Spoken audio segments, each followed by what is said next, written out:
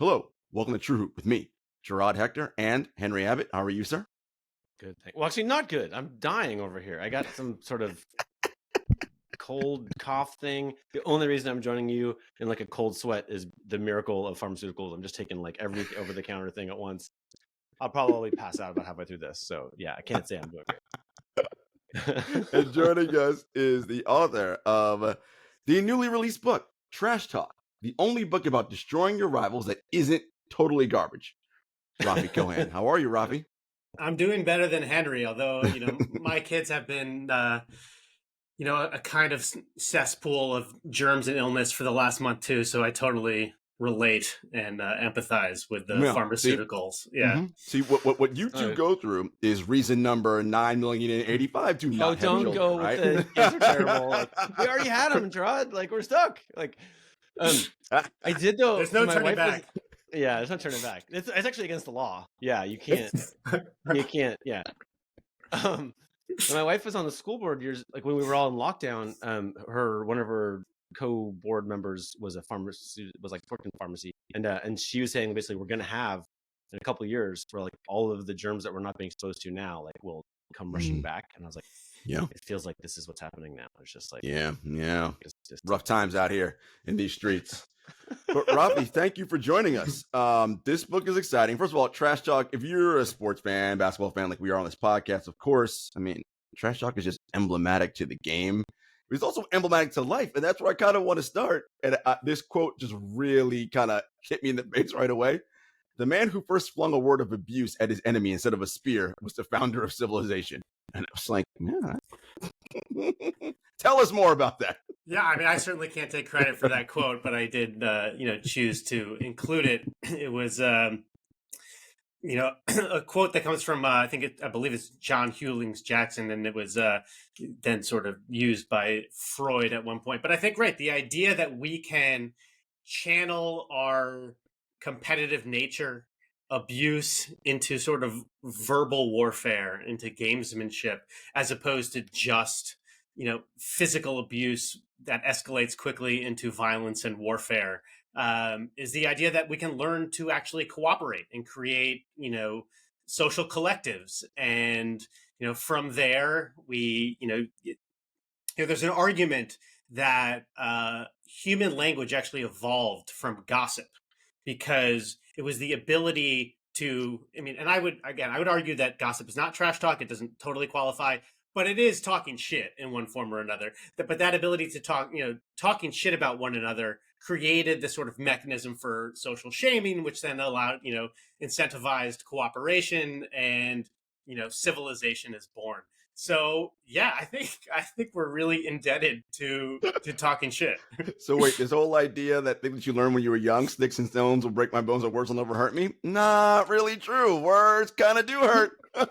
Words do hurt. Actually, words are physically painful in the same way that physical violence is. That's true. Although we shouldn't throw that saying out altogether, though, because I think it does come in handy, when you are on the court and Gary Payton's coming at your head.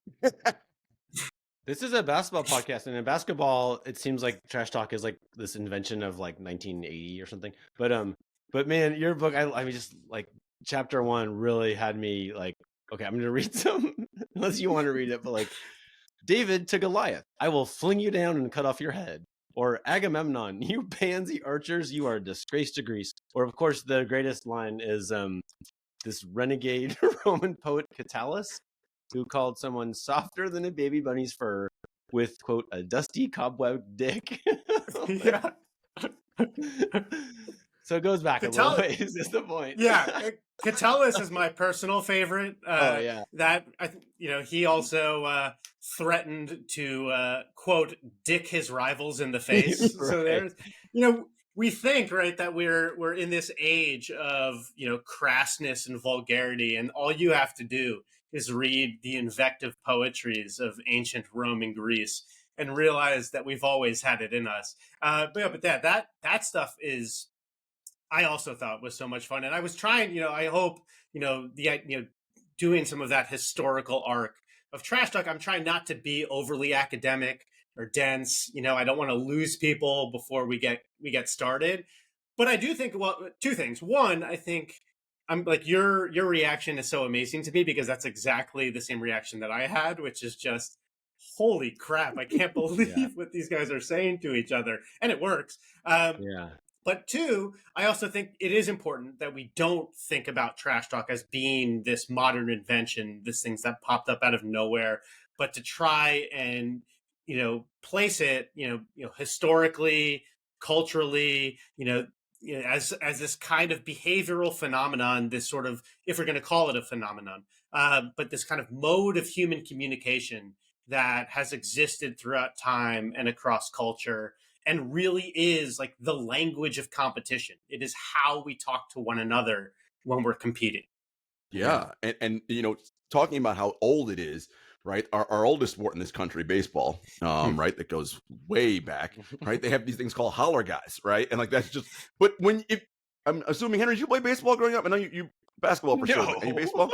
Okay. No, I had English parents in Oregon. Right. I was saying English. I was like, you probably didn't. But like, if you did play baseball, that was the thing, right? Even when you were super young playing T-ball, little league, hey, bad, right? All that stuff, like you're just like, whoo, and you don't even know where it came from. You just started doing it because everybody else was doing it. It's bizarre. Well, you don't even think about it, and that stuff doesn't get exceptionalized in the same way because it's just so ingrained into like the way we compete. You're saying, hey, batter. It's like you are literally talking trash to a 9-year-old right now. like, who thought that was a good idea? Why do we need to up the stakes for like little Timmy when he's like 0 for his last 16? And it's just.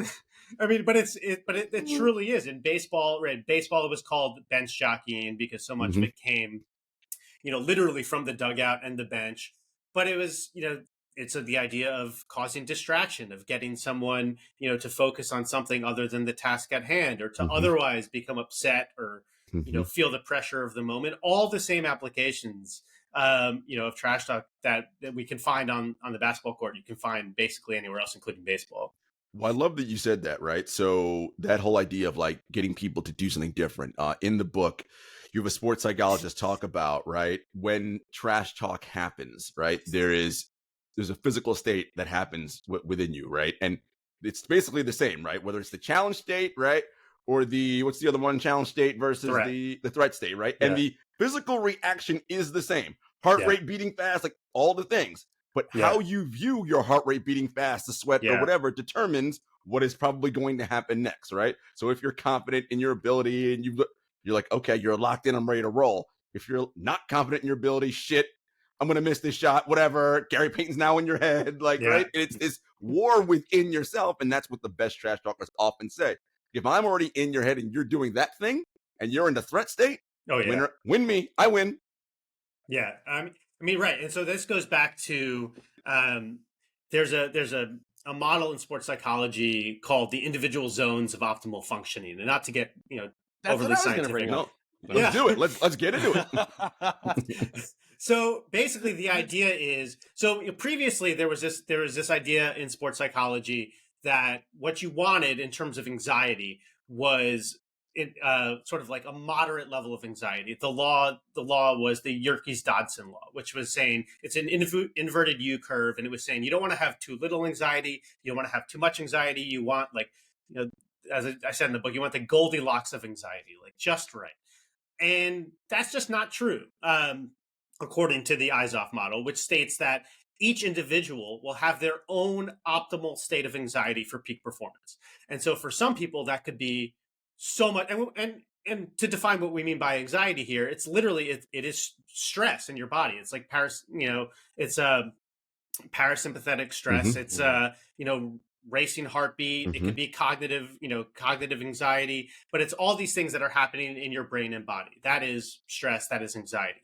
And for some people, I mean, the easiest example to give is Kevin Garnett, because it's so like visible that like he wanted to be, a tightly coiled, just ball of energy and nerves. Like that's where he needed to be. He needed to have an elevated state of anxiety, to be at his best.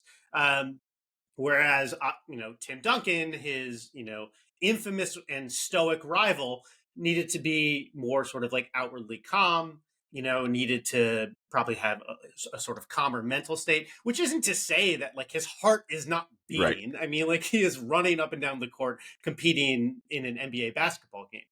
But there's a certain level of arousal that, at which you'll perform at your best. And, and you need a certain amount of arousal to perform at your best. You can imagine if you have no arousal, no anxiety in your body, you're literally like a lump of silly putty right on the court. Like you're not going to perform. Like stress is not bad, despite what we might think culturally. But when you go above like your sort of upper threshold for your peak performance state, there is a dramatic decline in performance. And what happens is, well, if you're really overwhelmed by stress, what happens is that you can enter fight, flight, or freeze. You have a threat response, right? This is a primal. It is coded into our brain and our DNA. There's a hormone cascade. And we will, you will respond as if you are being attacked by a predator on the savannah. Like that is how our body will respond.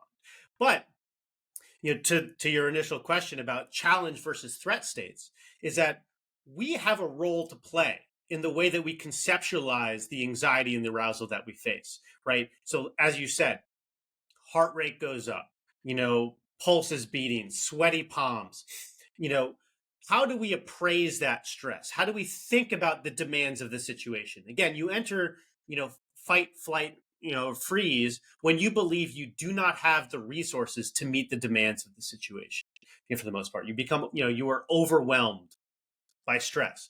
But if you can reappraise the situation, your stress, and say, no, like my sweaty palms and my heart beating fast are an indication that I'm excited to take on this challenge, that I'm ready, because it's literally the same things that are happening in our body for great performance. Like that also. Yes, that's exactly, that's literally what's happening, right? Yeah. Before you sit down for a final exam, right? If you have stress anxiety, and this stuff is, it transcends sports. It's, it is like, a musician going on stage, a performer before a Broadway play, literally just going to take a test. Like all of these are performance situations, so this stuff is, this can be applied well beyond the playing field. But that kind of that appraisal of telling yourself, I have the resources to meet these demands, will put you either into a challenge state or a threat state. And when you're in a challenge state, different things happen within your body, right? Your pulmonary vasculature expands, whereas in a threat state, it constricts. And what happens is that this hard pumping blood goes out to your limbs, so you're ready to take action. You're ready, you're ready to perform. Whereas in a threat state, when the vasculature constricts, it sends all the blood back to your internal organs because you're literally preparing for damage. Like you're expecting for a lion to like to rip your jugular. Yeah, and you want to like save your own life, But guess what? That's not great when you're like, you're confronting a full court press, and Game 7 of the finals, not great. Not great. And in reality, it's rare that an elite athlete would enter into like a full-on threat state, because they've encountered these kinds of anxieties before. They've encountered these kinds of challenges, and they understand how to face them. But even small changes, right, within the eyes-off model, like let's say. This is like arbitrary. These numbers don't mean anything, but like I think it helps to understand it. Like let's say you're a 7 out of 10, right? And somebody can get under your skin just enough to like get you to a 7.2, right? They're not getting you to an 8.5 where you're going to enter fight, flight, or freeze. But that just moving you that much could affect your attention, for example. Right, that could have attentional, consequences. And if your attention becomes off task, again, at the elite levels of sport, we're talking about marginal differences making the difference between winning and losing.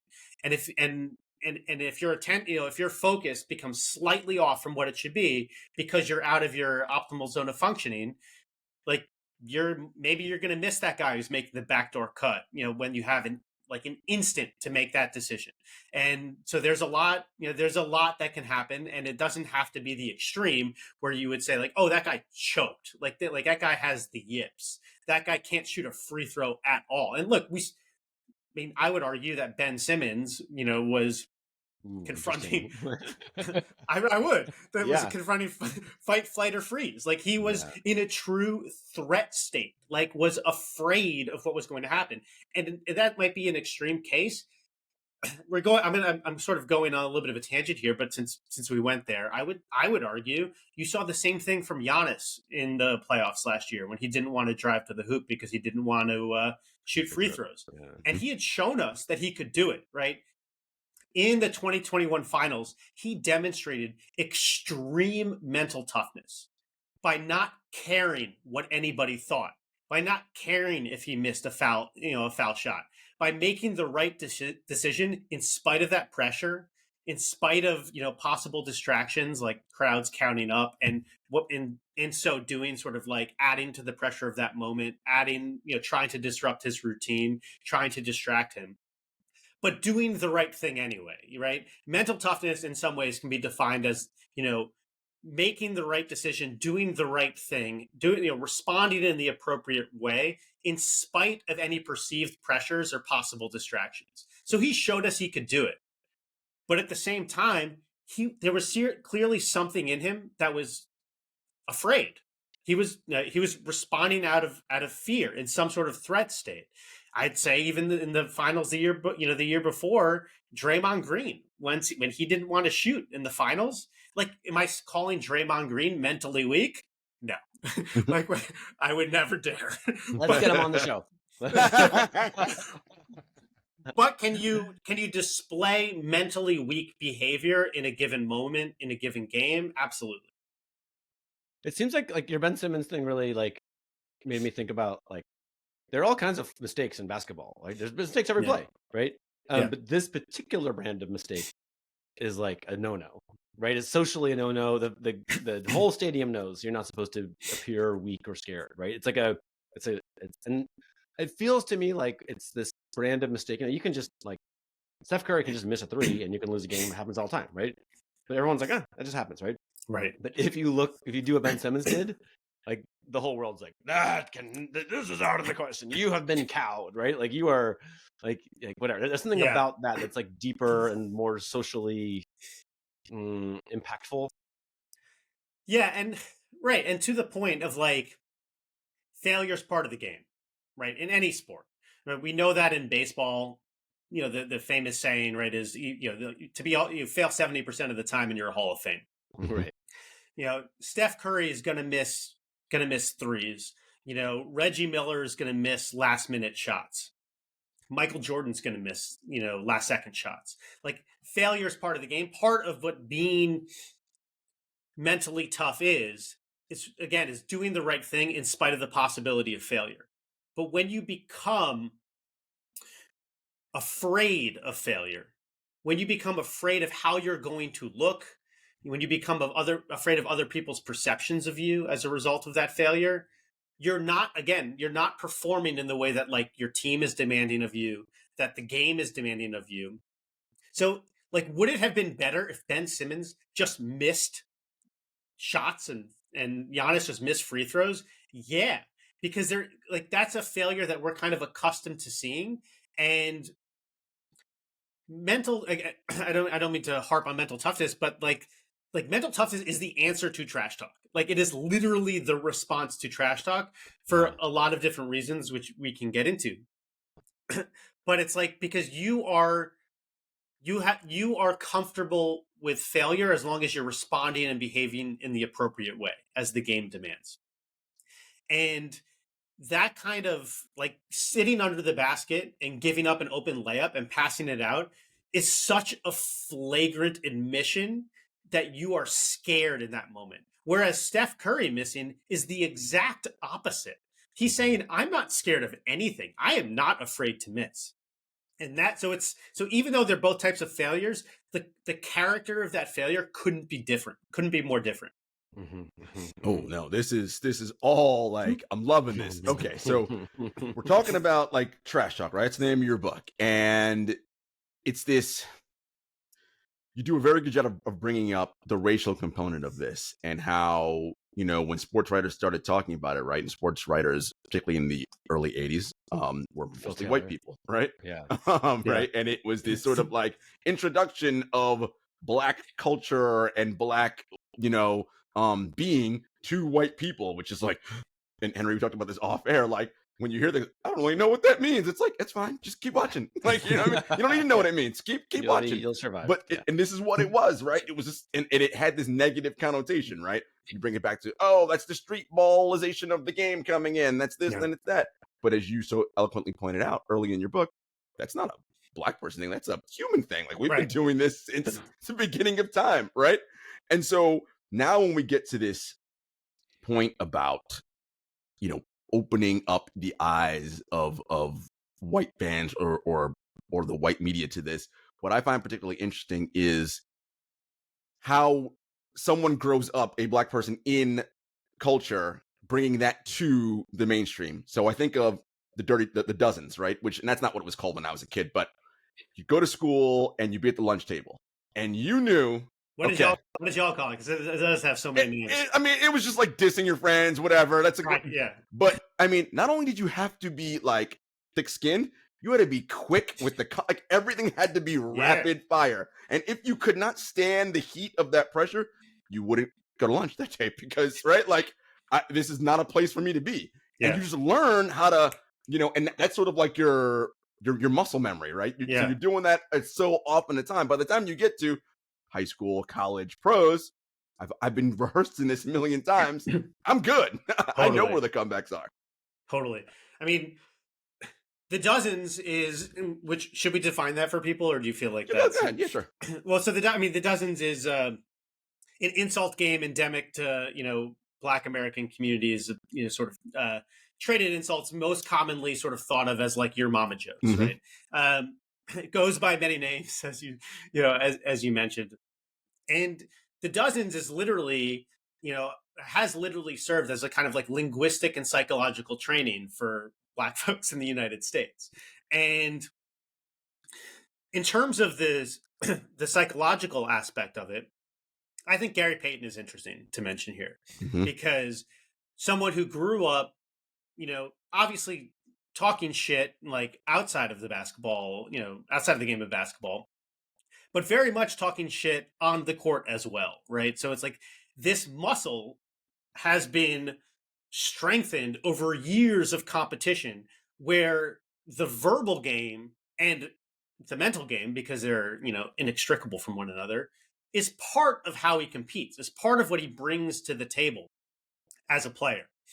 And so when you think about then him joining the NBA in the early 1990s, and so like 1993 is seen as like the year of trash talk. It's when it really, like the term was basically coined in the early 1980s, which obviously isn't to say that trash talk didn't exist before them, but trash talk as a term did not exist, which allowed us to kind of, phenomenize it and exceptionalize it in this way. We have all these trend stories in the early 1990s, like, what's going on? What is all this? We start to see it. We start to see this, like, again, trash talk as the language of competition is something that has existed throughout time and culture. But modern American trash talk, as we think about it, is influenced and inflected by the language of Black America, because it comes out of traditions like the dozens and hip hop, which was also, sort of evolving 100%. Like, that's literally what we're talking about here. Right. And so there's a couple of things. One is, so at its core, trash talk is a kind of test on the court, or anywhere really. It is it is the presentation of a challenge, and you're sort of asking your competitor, how are you going to respond to this? Like, can you handle the test that I'm giving you? And sometimes the response might be like, I don't have to engage with you. And like, if you like, that's Tim Duncan. That's John Stockton, that's Shane Battier, and understanding that I need to focus on my own performance and the ways that like I can be at my best. that is a response. Like, it's not actually ignoring. Sort of like dismissing and not engaging is not the same thing as like, pretending, just pretending it's not there. It's acknowledging and dismissing. But you are testing someone's ability, their mental skills, right? Their mental skills to focus on the game at hand, to self-regulate and stay in their own zones of optimal functioning, to refocus if they do become distracted. Like, it is a mental test of your opponent. And that is what Gary Payton is doing. That's literally what he's doing. And if we want to say that this is not part of competition, then we should ask ourselves, why are we saying this is not part of competition? Are we saying it's not part of competition because we recognize it as some kind of like deviant, behavior that has sort of like immoral components to it? And if we're saying that, why are we saying that? It's at the time in the 1990s, we were saying it because we saw it as a kind of exotic behavior because it came out of Black traditions. Like, it was something that needed to be controlled on the court. It was something that would be viewed as threatening to white audiences. And when we say threatening, we mean like threatening the viewership. Like, I'm scared of this, right? Like, this is not something this makes me uncomfortable. Like, I mean, which is obviously, the story of just the story of white people in America as it relates to Black people.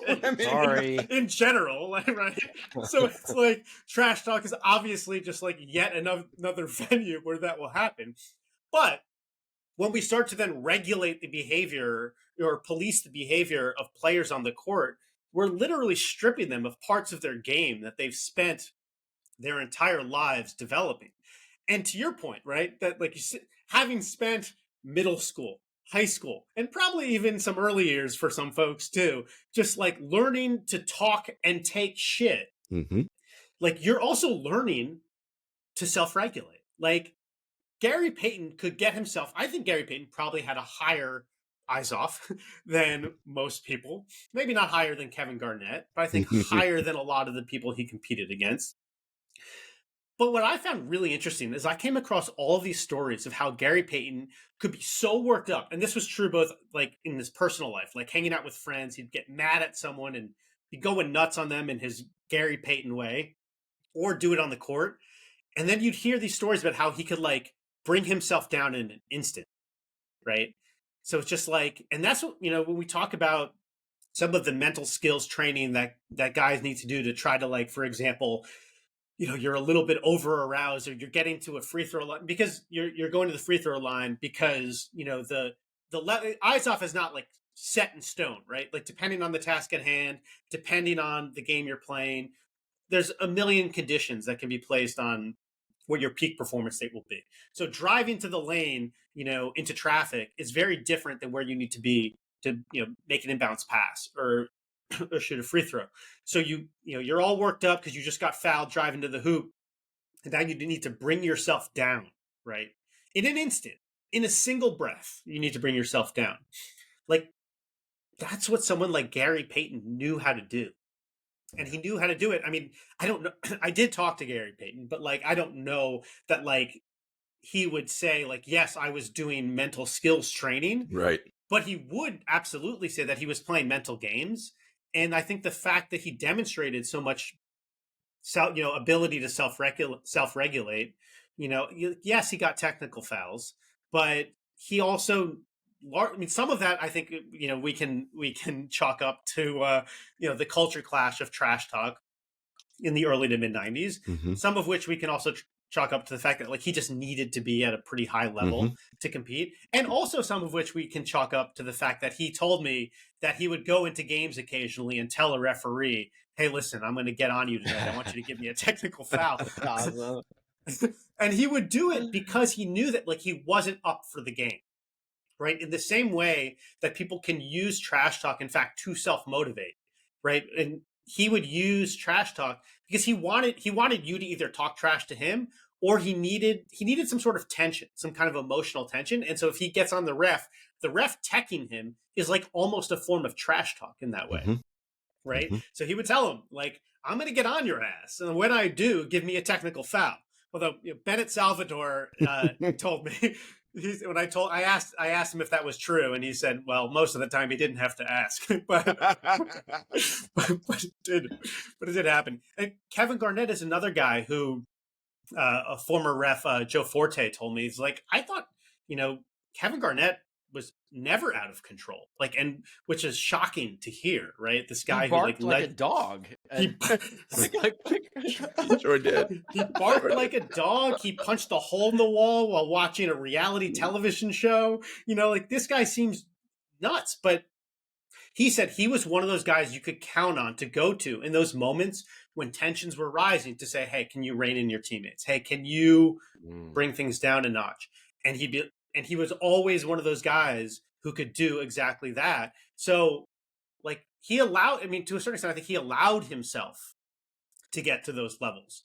The opposite, I think, would be someone like, going back, to around that time or a little further, is John Starks.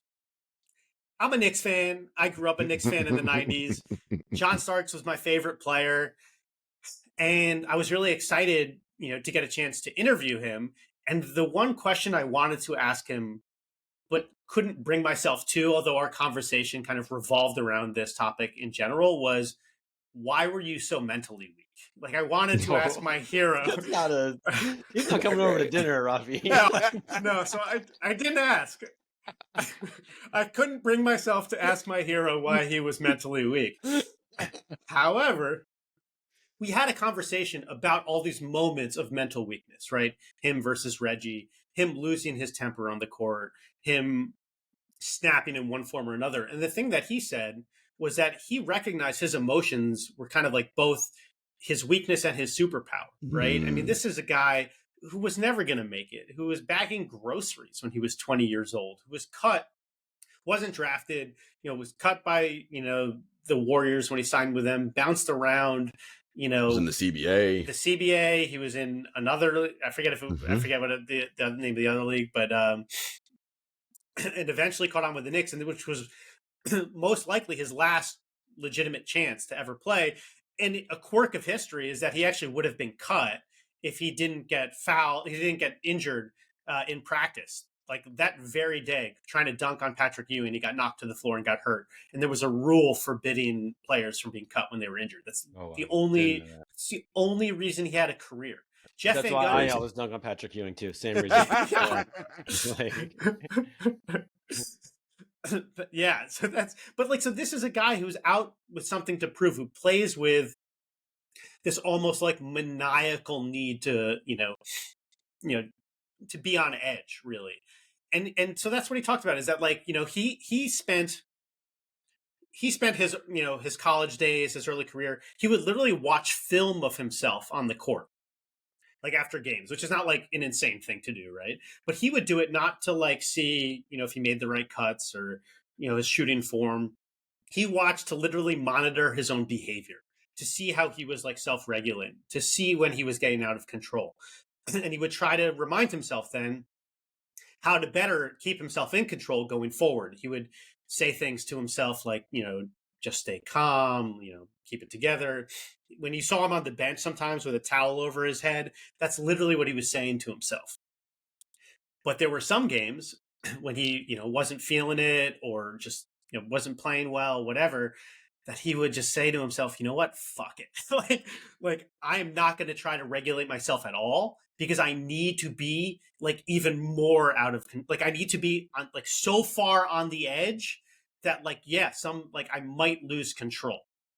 And he almost embraced it. So I'd almost say that, like he displayed, sorts of mentally weak behaviors, but I think in some ways his decision process in getting there, like, demonstrated a level of self-awareness that actually, reflects a kind of mental strength too. So, so I come around on, I'm glad I didn't ask exactly that.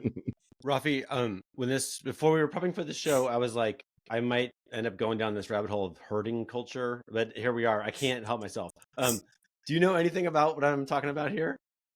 I'm not sure. Tell me about it. Okay, so I think it's in this book called The Hour Between Dog and Wolf, which is an amazing book. We could talk more about that. But I think it's in there. Basically, like, people in herding culture, all of your assets that your family depends on are so stealable.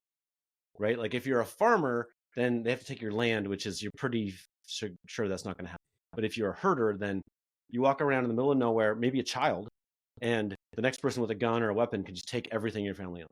So in herding cultures, there's a tremendous merit in acting crazy. Like you just talk really big and really wild, and so that back in the bar they'll be like, "Man, watch out for like, that Schneider kid. He's a little wild, right?" You can literally like they do these studies where they'll have like little confrontational moments happen in like the college lab where they're testing this, and they'll have like someone bump into you and like grumble like asshole like on the way to take the test, and then if you're genetically from herding culture, you're going to take that test and like make violent answers.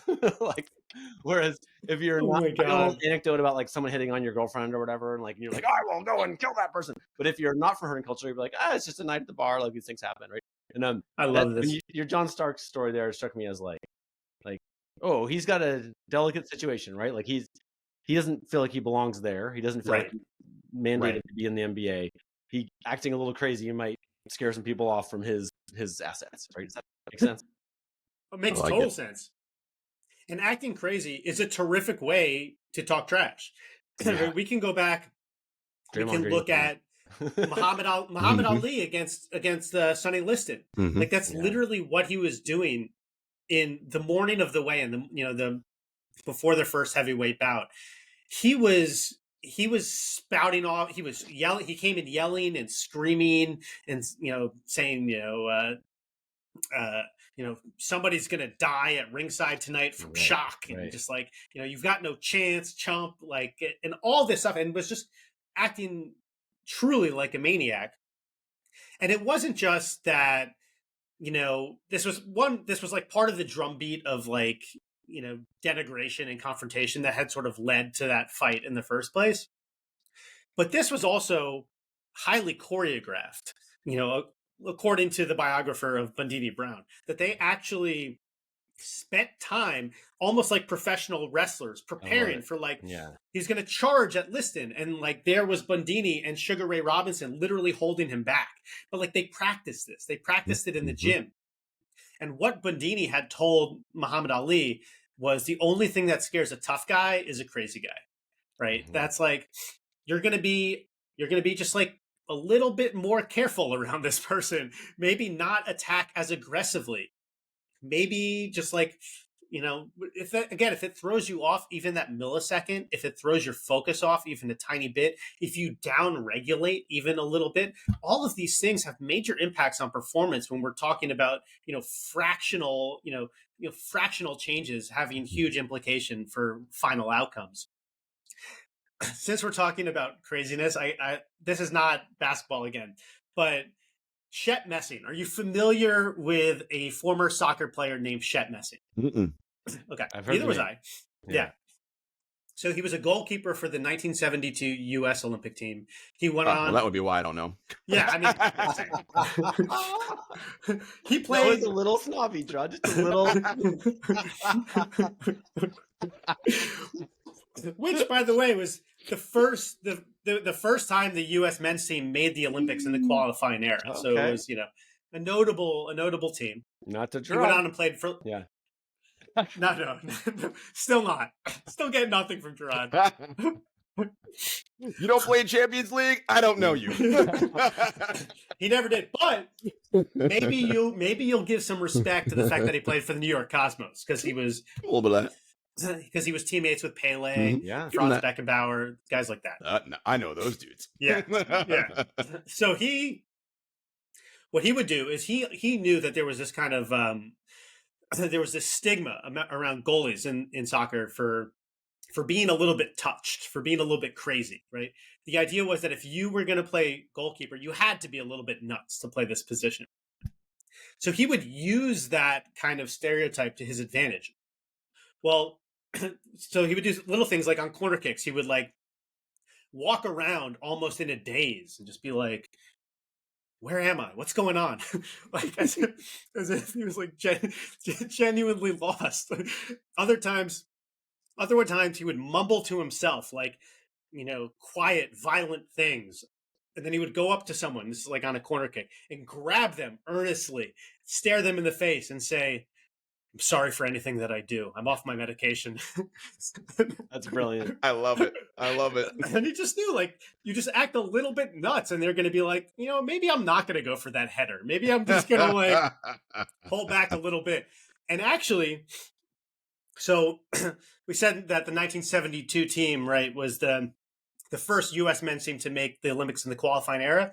We can credit that accomplishment to Shep Messing's trash talk of being a crazy person. So in the early qualifying rounds, there was a shootout. It was in Jamaica. If memory serves, it was a game against Ecuador. They already had 2 draws, so they were having like a third match on neutral ground. Each team was on track, to making all 5 of their shots. And Shep says to himself, well, this is going to come down to me, so fuck it, let's get nuts. And literally what he does, and Shep, to picture him at this time, so 1972, don't think like professional athlete, right. Think like AC/DC, Black Sabbath. Okay, gotcha. Like, right? This is a guy with like long, flowing, curly hair, mustache. This is pure 1970s. Yep. Takes off his shirt, starts swinging it around his head, and charges right at the guy, Mario Castro. It's just screaming and cursing. He gets up to him. The ref gives him a yellow card. Perfect. Yeah. And he's like, get back there. And he says to Mario Castro, he goes like, now don't miss. And goes back to the box. Castro takes a shot and shoots it so high above the crossbar that Shep doesn't even have to move. Like, he was just like, he said the look on Castro's face was like he was scared stiff. Like, why did he bother putting his shirt back on? He could have just left it off. You know what?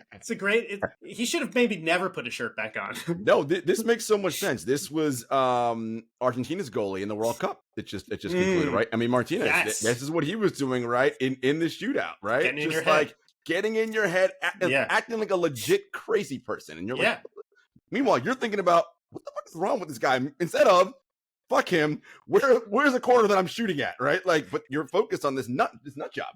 You get someone to think about literally anything other than what they should be focusing on in the moment, and you're gaining an edge. Like, they might be able to, again, if they have the mental skills to acknowledge their own distraction and refocus and self-regulate back to where they should be, then that's the counter to it.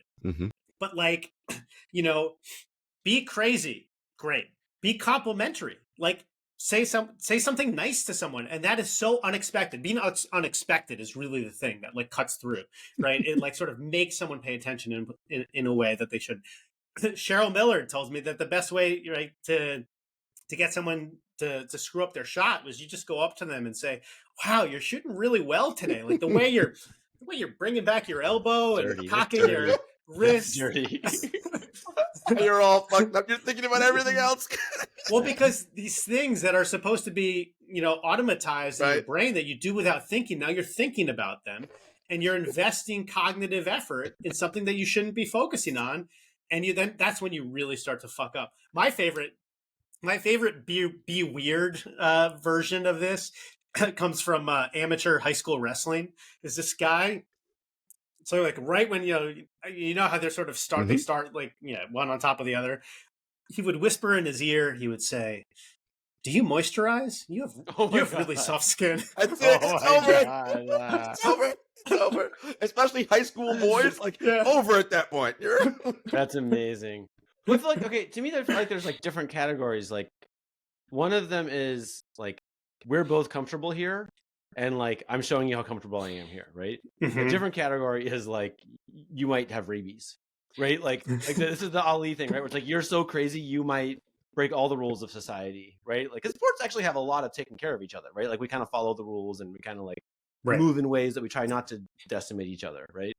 But basically Ali and another example is they're saying like, I don't know about today. Like today might be the day that those rules are out the window, right? That's like a different category. Yeah. Well, I think the way to think about it is to think about the pathways by which trash talk can work sort of psychologically, right? So one of them is this kind of, this pathway of like anxiety and stress, right? And, potentially pushing someone into a threat state. And so I think acting crazy is a way to potentially do that, or to get them above or below. If you intimidate someone, if someone's feeling fear, you actually might downregulate, and that could work, in the same way that pushing someone beyond, like angering them to the point that they explode through the threshold could. Another one, though, is we said is attention and focus, right? And there's different types of attentional states, right? And the way this was explained to me, and I think it's like such a beautiful way to envision it, so I'll do it here, is that like you can think about attention as a kind of funnel, right? You could have a wide funnel or you could have a narrow funnel. And there's not one that's better than the other in terms of an attentional state. Like, if you have a wide funnel, you have sort of like an open focus, you're taking in lots of information. Like you could think about like a quarterback in football who wants to read, all the routes and the coverages and feel someone coming up on their blind side. Or I think probably like a point guard, right? Who you guys were talking about this last week, actually, about like the different sort of like demands on positions, right? And as I was listening to that, I was thinking about like the different attentional states that might be required by position and how you can kind of use that to your advantage to talk shit potentially. Let's explore that. Yeah, we can. But like, so a more narrow focus, right, is like you're not taking in as much information. You're very focused on something. When you have higher arousal, you have a more narrow focus. When you have lower arousal, you have a wider focus. And like neither one is better than the other inherently. It's all about like what is better for the task at hand. Again, like a point guard. So an example that was given to me by a former teammate of Isaiah Thomas's, the Hall of Famer, not IT. Yeah. And is that he was actually someone that you might want to talk trash to. And the reason was because he would respond out of pride. Pride is a terrific way to go at somebody. His focus would narrow, right? And then he would be going one-on-one and trying to prove a point instead of trying to facilitate for his teammates, maybe missing an open guy into the basket or someone in the corner. People. Yep, I know exactly what you're talking about. Yeah. But like, because you become so single-minded, right? That like you can imagine it. You're literally not taking in all the information that you should. And even better if like the person doing this, Tim, is like a role player. Because now he's obsessed. Like it's like a stalemate, but they're taking the other team's all-star out of the mix, right? Exactly. Like, totally. Great. Take the role player out. Who cares? Like your best player now is doing something else. Yeah. Maybe we both get ejected. That'd be great. Right. Well, think about Patrick Beverley versus Russell Westbrook, right? That it's like all of those battles. Westbrook is another guy who was suggested to me as someone you might want to talk trash to because, for sure, as Gilbert Arenas put it, it's like he becomes a Ferrari in traffic. Or Lamborghini in traffic, right? That it's just like, it's that same thing. And Westbrook, I think, has shown himself to be a prideful person. Are we saying that it's bad to like, be proud of your accomplishments and want your kids to like, look up to you? No, of course not. But do you remember when he got so upset when everybody was calling him Westbrook, right? Like 2 years ago? You're admitting a kind of sensitivity in that moment. You're saying like, by saying like this is honor, you are dishonoring me. You're literally saying I'm going to respond out of pride and ego, and that's not. I mean, that is a way to get at somebody. Like somebody who's prideful, somebody who has ego, somebody who's insecure, somebody who's volatile, like John Starks. These are all things to go after, right? Because it could push them. It could either change their focus, change their attentional state, or push them, in or out of their zone of optimal functioning. Like that's exactly the guys you want to go after. And I do think the attentional state thing as it applies to position is interesting because I think a point guard in particular, right? If you could get somebody, above their zone of functioning or get them to sort of narrow their focus in that way that like, allegedly Isaiah Thomas did when somebody would start talking shit to him, like, yeah, Isaiah might score some points, but he's pulling his whole team out of the game flow. Right? Like the team is not going to succeed in the same way as they would otherwise. Maybe they'll win the game, because Isaiah Thomas is a Hall of Fame player and he's going to drop 40 on you. But like, that's not what you want. And that's not ultimately like the best way to succeed. Rafi, how do you parent this? Oh man, the way I parent trash talk and I do, Is big book to study. I want you to have all these facts ready here. having a comeback could be valuable. But the thing is, it's learning the mental toughness. It's learning the sort of the response. It's learning the responses more than the actual, the shit talk itself. And again, that's more along the lines in my mind of the Tim Duncan, the Shane Battier. It's understanding, and this is like an old sports psychology cliche, but is really true and I think really helpful when confronted with trash talk is, control the controllables, right? You can't control what someone else says to you, but you're in control of how you respond to it. Right. And so that could be the case in terms of like how you respond emotionally, how you respond performatively. And the second thing that I would say is that, and this comes from like the sort of like Stoic philosophers, is like nobody can insult you without your own. This is like a tweak on the Eleanor Roosevelt quote. Nobody can insult you without your permission. Nobody can upset you without your permission. Like you are kind of giving your consent when you become upset. You're making yourself upset. Like you're choosing to react in that way. And I think understanding that we have agency over these things, over what upsets us, over what offends us, over, the emotions, like literally the emotions we feel. And I don't get into the emotion literature in the book, but I actually spent a lot of time learning about, so the constructionist model of emotions and how like we build emotions out of like more basic neural ingredients. And, some of the things that relate to that, or that contribute to that are things like literally just like our knowledge of emotion itself, like impacts what we feel. But the point is that like we have agency in this. And so like to allow your emotions to take over completely, right? To feel like this was an analogy or a metaphor that was given to me, that like your emotions are like wild horses on a carriage and they're just like totally out of control and pulling you any direction, is not true and also unhelpful. But understanding that because we can construct emotions, we can also deconstruct them, that we can be more in control of how we respond, controlling our own responses. We might start to get into some moral questions along these lines, because I don't see why there would be moral questions.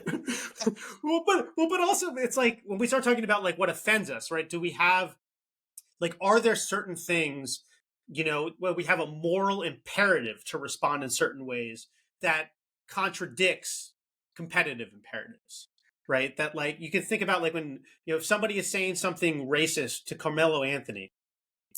Like there was an incident a couple of years ago where he stopped a game and called someone out and had them removed from the game. It's like, bravo, right? But like, and there's no right or wrong answer here. I mean, I think we can say there's a moral answer, but like, are you potentially distracting yourself by allowing yourself to engage with what's being said? And is that a kind of competitive failure? I don't know. Whereas like if you ignore it completely, or dismiss it completely and only focus on, self-regulation and what the task at hand, is that a kind of moral failure? And so I think there's a real tension with some of these things, and then, start talking about where to draw the line and how far is too far. But I think regardless of where we might fall on that, I think understanding at least that there is this tension at play that should be sort of acknowledged and occasionally, like discussed is important.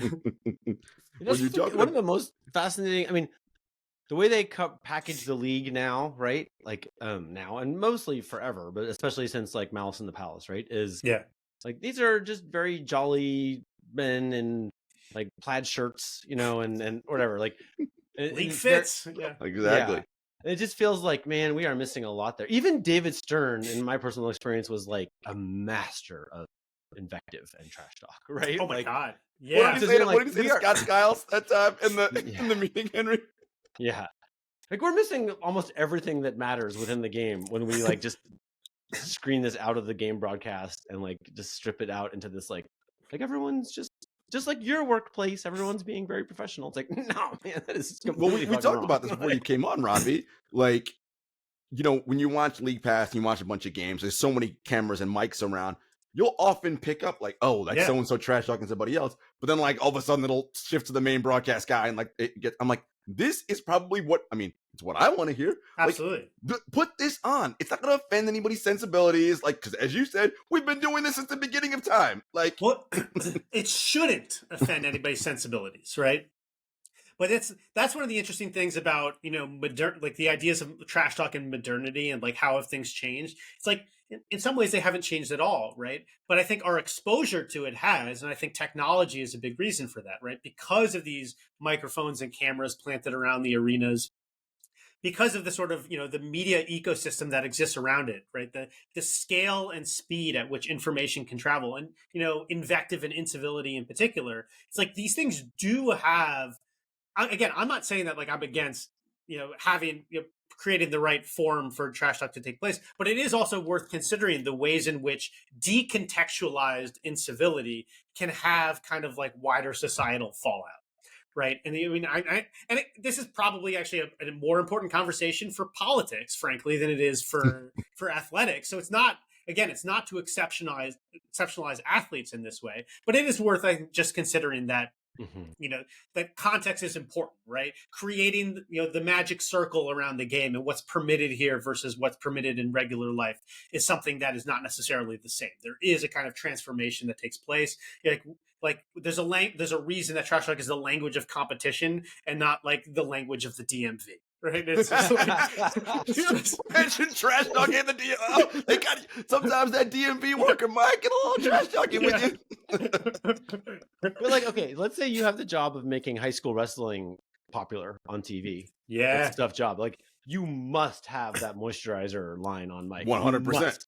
Absolutely. And frankly, you know, I talked to some folks within like the world of amateur wrestling who bemoaned the fact that they were so uptight and kind of patrician about like, you know, trash talk. And I think because it's like maybe they're responding to pro wrestling and this idea, which is like it's a different functionality of trash talk, right? This kind of like the self-promotion and hype around an event, which is equally important, right? Rivalry creation and marketing. Like there is actual business application for trash talk. There's a reason why, you know, Larry Bird versus what's the phrase, talking them into the arena? Talking them into the arena. Yeah, I love that phrase. Well, it's why pro wrestling's so popular, right? Right. People fucking love pro wrestling because of all of that stuff. Absolutely. And there's nothing wrong with that. It's a way to invest the audience. It's a way to invest the performers themselves. Again, I talk about, you know, trash talk being a kind of test. In so doing, it inherently raises the stakes of competition, right? It puts more on the line because the question becomes, how are you going to respond and can you handle this? And when you publicize that kind of challenge, now we're all interested, right? Like you're more invested, your competitor's more invested, but we're collectively more invested too, because you've endowed meaning to this event in a way that it wouldn't otherwise have. Like, it's existential. Literally, trash talk is existential. And and that in particular, we should not shy away from. There's nothing wrong with it. And I think amateur wrestling would do well to bring back some trash talk. Not even bring back, but bring it. I think baseball, I would make the case that baseball should bring back bench jockeys, you know, for two reasons. One, because I think maybe it would make baseball more interesting, but also I think there's a kind of thin skinness that you can see within, you know, professional athletes and baseball players in particular, because they did not sit at the lunch table, you know, as a high schooler or middle schooler learning to give and take insult. And they're not confronting it on a daily basis. And so they've built up a sensitivity as opposed to a kind of, you know, inoculation to these kinds of challenges and you know, and that's what it is. It's challenge in the form of incivility. And that's amazing and hilarious and draws us in, you know. Baseball players have built up such an insensitivity to it that when you hit a home run off of a pitcher and you stare too long at it, he will throw the baseball at your head next time because he's so upset. I'm like, really? This is what we're doing because you're so mad. Yeah, right. You're a big baby. You came up with a home run. You're gonna throw a baseball at someone's head. Yeah, it's mental weakness. I mean, you are overly sensitive, and with that, and you're probably the type of person who can be distracted in one form or another. Like, you're giving that away, right? So then on the other side, how can you figure out a way to distract that person, right? How can, like, maybe it's not through trash talk, or maybe it's not through like specifically like, you know, hollering from the bench, but I mean, these types of psychological profiles of athletes are things that can be, leveraged against them if you actually understand them. So you I spent love so it. much time going through this research, and meanwhile, Draymond Green's career is kind of playing out in an interesting new chapter. my I just wonder God. kind of how you see all Yeah. that. Yeah. So Draymond Green, he's so interesting. One is, I think he's a brilliant and beautiful trash talker in a lot of ways, and in a lot of really noble ways, actually. Like, I think he's really secure in who he is. He embraces his own kind of like weaknesses and deficiencies for the most part, outside of like the Celtics finals. But like he talks openly on podcasts about like times he's cried to his mom and like these sorts of things that you would think like, oh, I thought you would be so macho and prideful. But again, speaks to this ability of kind of like confronting and acknowledging one's own weaknesses so that they can't be weaponized against you. Understanding who you are is critical to mental toughness in that way. But I think beyond that, we also have to understand how Draymond uses trash talk. And I think that's where the eyes off model comes in, right? I think he's one of those guys that really needs to be at a high level, needs to be worked up into a frenzy. He's talked about how, like a mid-January, February game, in Minnesota, and he wants to talk trash to the opponent. So they'll talk trash back to him because that, again, creates the drama. It endows meaning. Motivation is like another pathway by which trash talk can work. So he's giving himself motivation as well as getting himself up to the sort of, his peak performance state.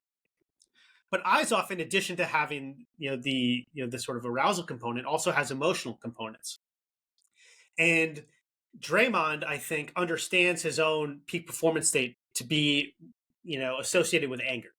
That's, from the outside. That would be my, along the lines of someone like Brian Cox in football, who what he would do was sort of like invent these elaborate nightmarish fantasies where the opposing team raped his wife or kidnapped his kids, and he would literally scream at them across the line of scrimmage like, you raped my wife and kidnapped my kids. So he was getting He's a crazy person. He was a crazy person. He was using anger to get himself up to this level. And I think once you acknowledge and understand that, the question is then, is there another way to get there, without necessarily using anger in that way, or not? Because anger cuts both ways, right? Anger can get us there, but anger can also lead to impulsivity. It can lead to poor decision making, and